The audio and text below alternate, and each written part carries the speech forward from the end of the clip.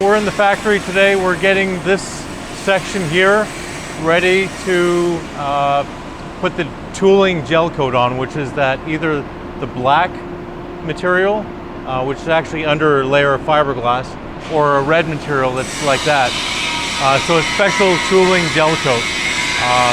So right now we're sanding this down. First we're wetting it.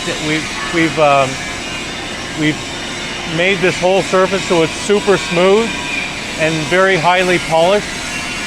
We're putting water on the surface, and then we have this very, very fine grit sandpaper that makes this super shiny, super smooth, and we're going to put the tooling gel coat on top of this, and then on top of that we're going to put the fiberglass, and then eventually we'll pull the whole mold off. So this is another step of the process for these sections. We already did it on the other sections here, like the section 1 section here and here, and then all the way around.